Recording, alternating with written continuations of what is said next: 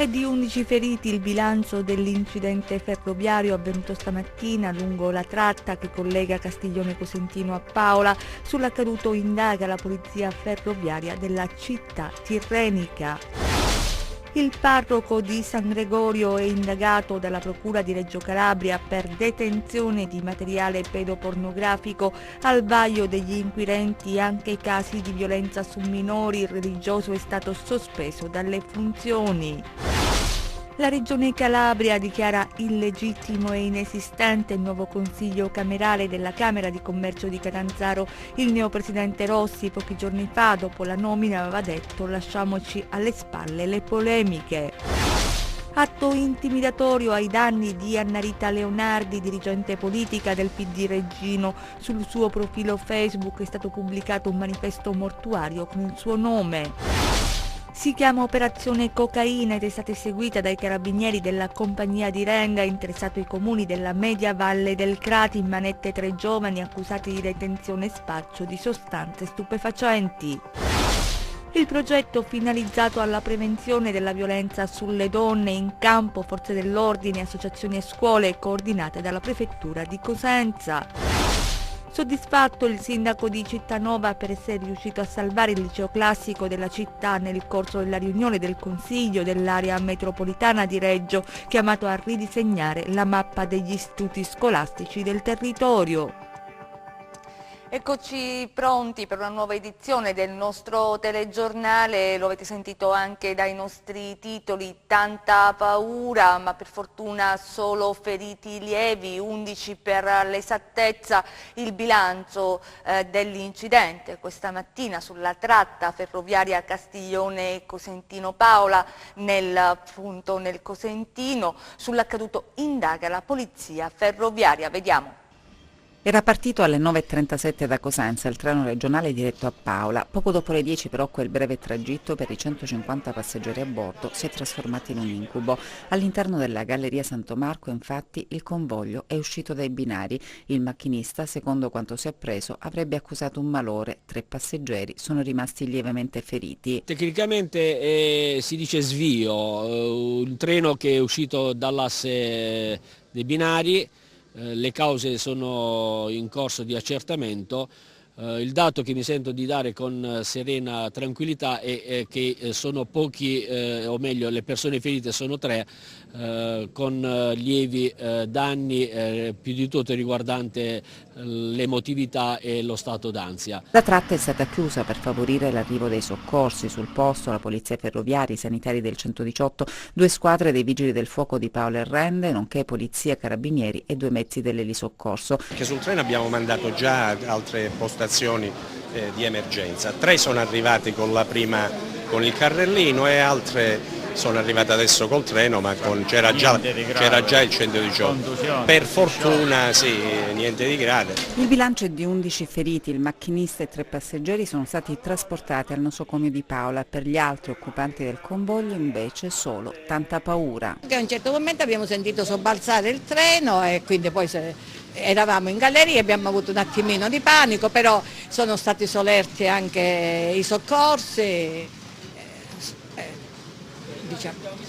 Qualcuno che ha sofferto di crisi di panico, 2 ragazze giovani, a me mi hanno preso per precauzione perché sono cardiopatica. Per fortuna che non è successo niente, stiamo tutti bene, meglio così che peggio. È deragliato il treno, ci è andata bene perché eravamo diritti, quindi è deragliato, ma non è successo niente, quindi siamo rimasti tutti in piedi. È andato tutto benissimo, tanta paura ma bravissimi nei soccorsi. Lo spavento è essere fermi in una galleria. Una brutta storia invece arriva da San Gregorio. Siamo nel Reggino. La procura della città metropolitana indaga sul sacerdote anche per presunti casi di violenza. Vediamo. Brutta storia quella che accade a San Gregorio di Reggio Calabria, piccolo paese alle porte della città dello Stretto. Un prete, Don Carmelo Perrello, è indagato per detenzione di materiale pedopornografico e per avere avuto rapporti con minorenni.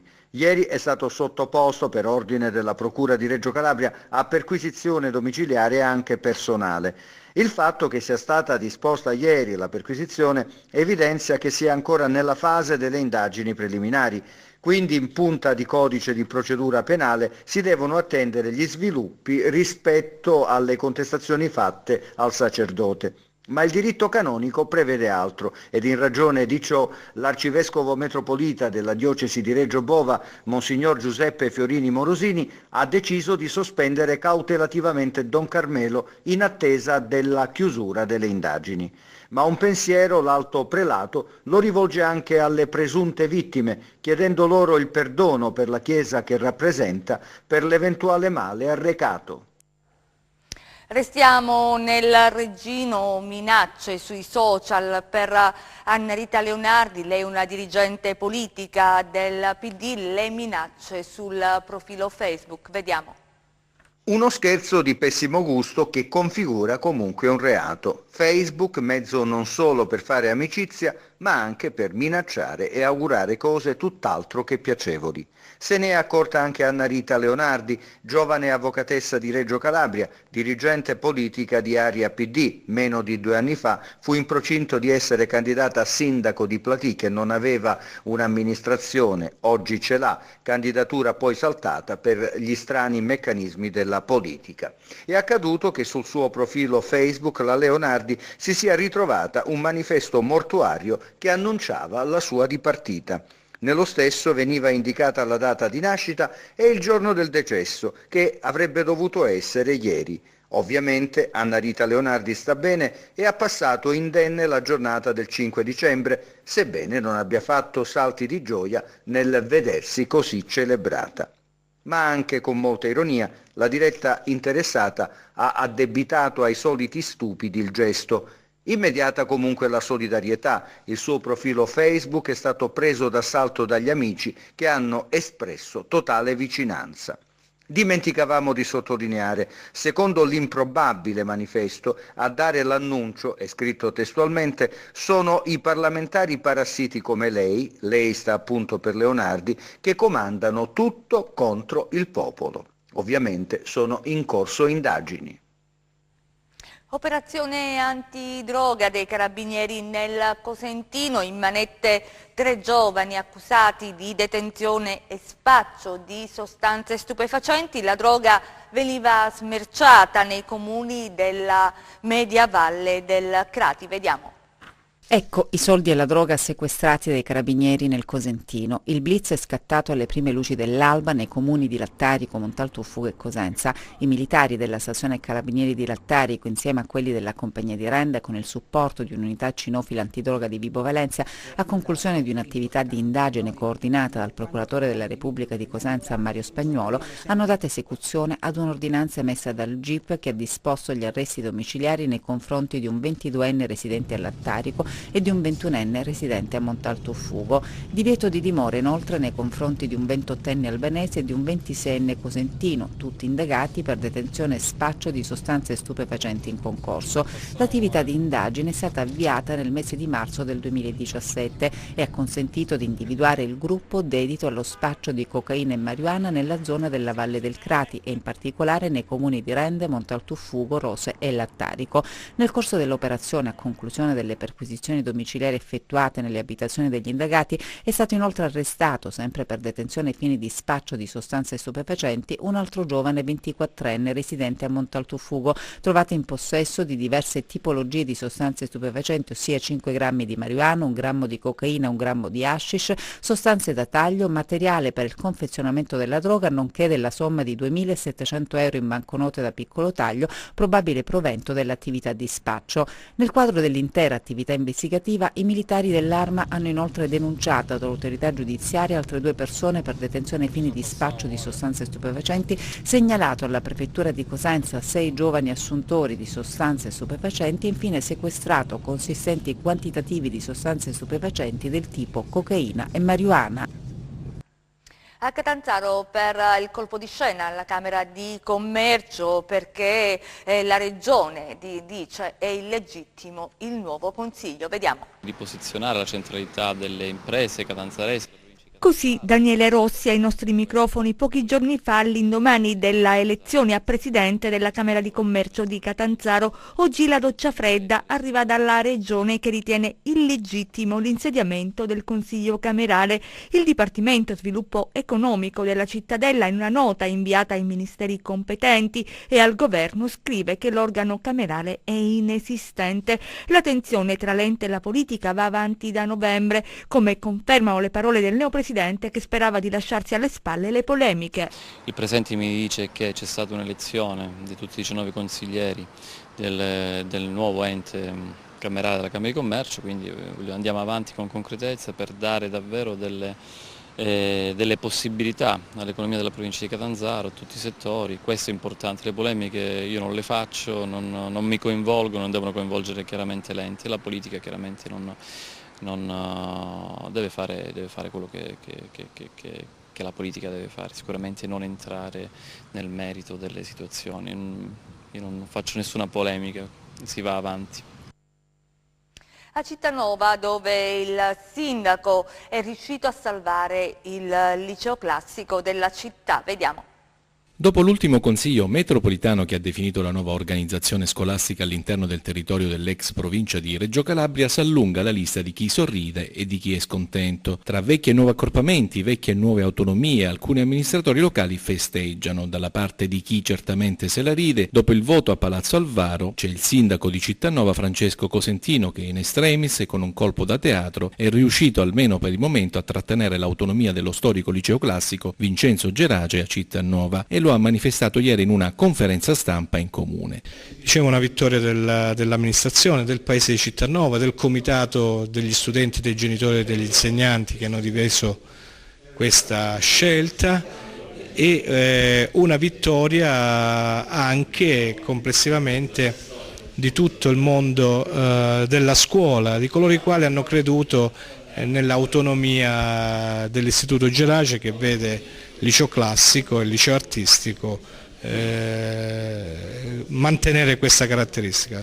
Siamo felici perché si raggiunge un risultato che non era scontato ed è frutto di un lavoro collegiale e di grande collaborazione con tutti quelli che amano e vogliono bene Cittanova. Ma a sorridere della scelta anche il sindaco di Taurianova, che esprime soddisfazione per il ritorno della dirigenza scolastica al Gemelli Careri, l'importante istituto tecnico commerciale della cittadina. Adesso ci occupiamo delle strutture sociosanitarie della regione e del terzo settore che bocciano la riforma del welfare. Vediamo perché. Terzo settore, strutture socioassistenziali in rotta con la regione, il budget è troppo basso, necessario, scrivono in un documento, un ulteriore investimento di almeno 10 milioni a pochi giorni dall'entrata in vigore della riforma del welfare prevista per fine anno. Manca, scrivono le associazioni, tutta la parte dei requisiti professionali e strutturali ai quali devono adeguarsi le strutture e soprattutto si ribadisce manca la copertura economica sull'intera riforma. E allarme rosso per centri diurni, per anziani e disabili, case famiglia, solo per fare un esempio, che da luglio erogano prestazioni in favore delle fasce deboli senza emettere fattura per espressa richiesta del Dipartimento delle Politiche Sociali. Nel documento redatto le sigle rappresentative del terzo settore e delle strutture socioassistenziali chiedono l'immediata sospensione del trasferimento delle competenze economiche per il secondo semestre dalla Regione ai Comuni, nonché l'immediata proroga dell'entrata in vigore della riforma sino alla definizione dei requisiti professionali e alla garanzia dell'adeguata sostenibilità economica. A Vibo adesso perché un immobile confiscato alla mafia è stato affidato all'Ente Nazionale Sordi. Vediamo. Un immobile confiscato all''ndrangheta che diventa un bene di interesse sociale. È di grande significato l'iniziativa dell'amministrazione comunale di Vibo Valentia, che ha deciso di affidare temporaneamente all'Ente Nazionale Sordi lo stabile di via Nicola Froggio, Vibo Valentia, a suo tempo confiscato alla criminalità organizzata.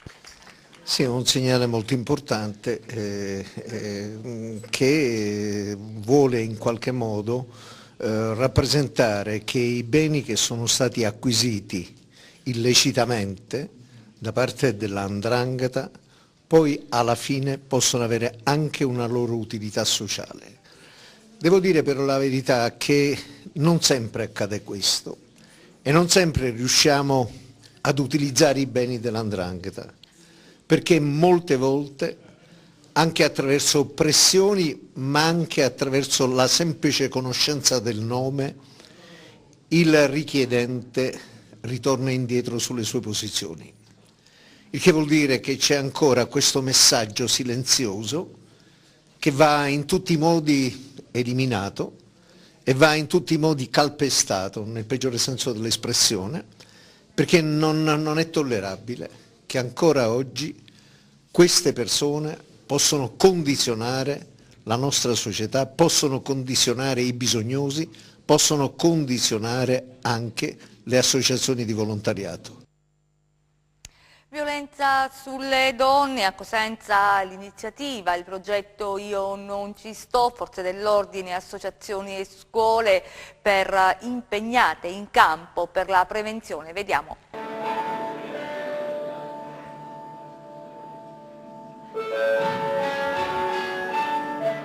Eccoli gli slogan del progetto Io non ci sto, in campo forze dell'ordine, associazioni e scuola a Cosenza, e il procuratore Mario Spagnuolo a spiegare che nel Tribunale Bruzio ben 3 magistrati si occupano di casi relativi alla violenza di genere e che la legge oggi tutela le vittime anche contro la loro volontà. Troppe volte si ha paura di denunciare e si resta in silenzio nonostante i segni evidenti dei maltrattamenti.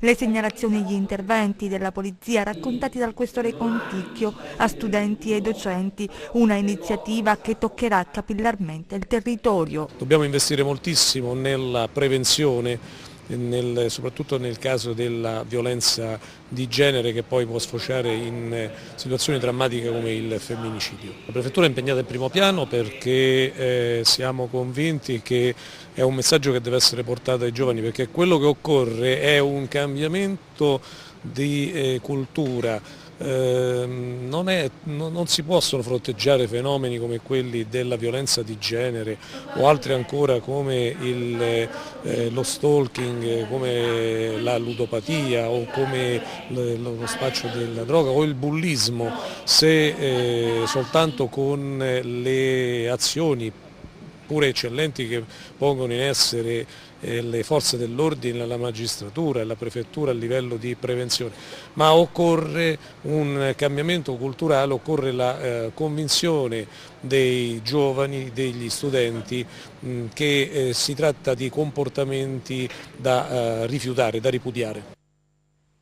E restiamo a Cosenza per parlare di un evento di musica contro le mafie, vediamo. 5 giorni di musica contro le mafie a Cosenza dal 12 al 16 dicembre prossimi. Nella sala degli stemmi del Palazzo della Provincia di Cosenza la conferenza stampa per presentare l'evento. Nel corso dell'incontro il presidente e direttore artistico Gennaro De Rosa e il giornalista Antonio Sergi hanno illustrato il programma della manifestazione, gli ospiti finalisti, mostrando anche i premi speciali realizzati dal maestro orafo Michele Affidato. Non solo musica impegnata, concerti, ma anche proiezioni, incontri, dibattiti. Cosenza diventa teatro di questo evento che vedrà coinvolti gli studenti non solo della città, non solo della provincia e della regione, ma anche da fuori regione. Verranno scuole da tutta Italia per assistere e per essere protagonisti, tra l'altro, insieme agli altri attori di questi 5 giorni, di questo momento di riflessione e di cittadinanza attiva fondamentalmente. I 10 finalisti si esibiranno dal vivo alle finali nazionali di venerdì 15 e sabato 16 dicembre al Teatro Morelli di Cosenza, che sarà anche il palco del concerto finale con Dario Brunori, il rapper Rocco Hunt e Paolo Benvenu. Adesso a Taurianova, dove è stato presentato il Festival del Torrone, vediamo. Ai nastri di partenza il festival più atteso dell'anno, che ha come protagonista il torrone artigianale di Taurianova. Dopo il grande successo dello scorso anno, giunge infatti alla seconda edizione il Festival del Torrone, che si terrà nei giorni che vanno dall'8 al 10 dicembre presso il Centro Servizi Agroalimentari, l'eccellenza dolciaria taurianovese al centro di un evento tra i più importanti del calendario calabrese, in grado di unire cultura, tradizione e gastronomia. Il torrone verrà abbinato ai vini di eccellenza della Calabria, alle birre birre artigianali e sarà l'ingrediente di originali preparazioni come la pinza al torrone, novità di questa edizione, che il pubblico degusterà in anteprima. È l'evento più importante dell'anno, questo Festival del Torrone, proprio perché mettiamo in vetrina la tipicità, l'eccellenza di questo territorio. È un progetto culturale, per chi legge il programma vede che le iniziative che ci sono al contorno del torrone sono tantissime. Noi abbiamo inserito quest'anno una novità che è il Torrone d'Oro, dove verrà riconosciuto in quest'anno ad uno di questo settore del Ciario un premio. Ci aspettiamo, come sempre, dopo questo grandissimo lavoro di mesi fatto insieme a maestri torronai, aspettiamo tutti a questo appuntamento che, come ho detto prima, secondo me è il più importante appuntamento e progetto culturale che questa amministrazione fa. Chiudiamo con le previsioni del tempo.